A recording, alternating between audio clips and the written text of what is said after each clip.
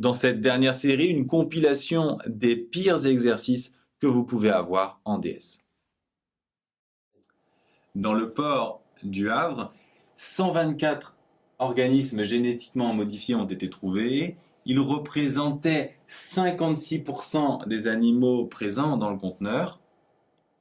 Combien y avait-il d'animaux non génétiquement modifiés dans ce conteneur?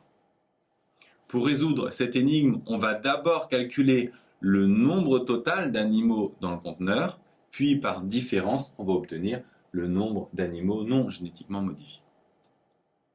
On va noter n, le nombre total d'animaux dans le conteneur, puisqu'on a 124 animaux génétiquement modifiés qui représentent 56%, on a 124 sur n qui fait 0,56. On va multiplier par n des deux côtés, donc on a 0,56n égale 124, ce qu'on aurait éventuellement pu écrire directement, et on en déduit en divisant par 0,56 que n égale 124 sur 0,56. On fait l'application numérique, et pour trouver le nombre d'animaux non génétiquement modifiés, on enlève les 124, d'où la conclusion. On s'intéresse ici à la taille d'être humain. On suppose, pour simplifier les choses, que la croissance pendant l'adolescence, entre 12 et 18 ans, est régulière. Elle augmente de 4% par an. Mais pour des individus qui ont un gène mutant, elle passe à plus 8% par an. Et pour ces individus, elle continue après 18 ans au rythme plus bas de plus 0,5% par an. On s'intéresse ici à un individu qui, à 12 ans, mesurait 1,40 m. On veut connaître sa taille à 18 ans s'il ne portait pas le gène mutant, puis avec le gène mutant, et on se posera les mêmes questions à 60 ans. Pour la taille normale sans le gène mutant, on a une croissance de 4% par an en commençant à 1,40 m à 12 ans.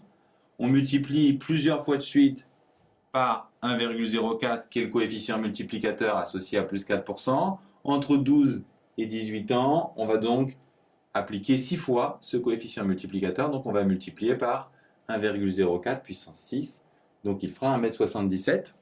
On peut tout de suite répondre pour la taille à 60 ans, puisqu'elle n'évolue pas ensuite, donc à 60 ans, il fera aussi 1,77 m.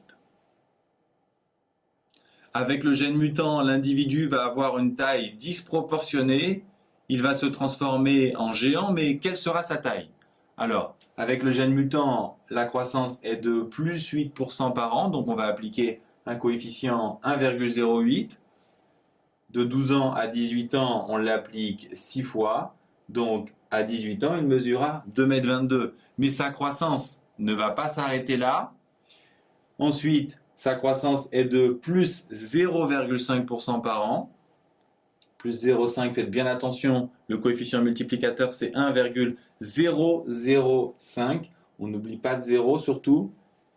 Si on applique ce calcul, donc on multiplie par 1,08 puissance 6 et ensuite par 1,005 de 18 à 60 ans, donc 42 fois, puissance 42, ce qui donne une taille de 2,73 m. Christo, le plus grand des hommes génétiquement modifiés, mesure déjà 2,55 m à 17 ans. Quelle sera sa taille à 20 ans?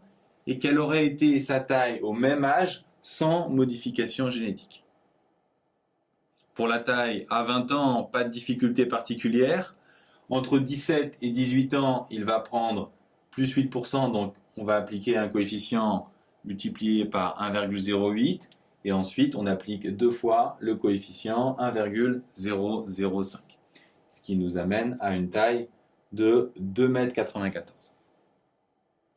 Si on veut la taille normale à 20 ans, il faut d'abord revenir à la taille à 12 ans, puisque le gène modifie la croissance à partir de 12 ans.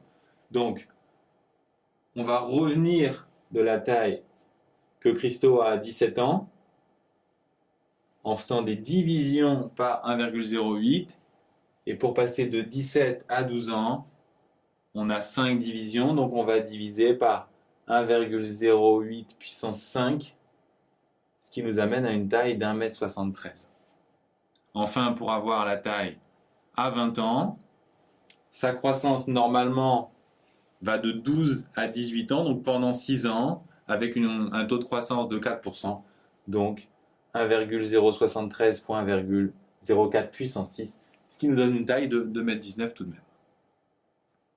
Bien sûr, Christo est une fiction. Quant à cet animal, est-il un porc ou un mouton? Quel est le pourcentage de moutons dans ce porc? Tout simplement 0, c'est une variété naturelle de porc, le porc laineux.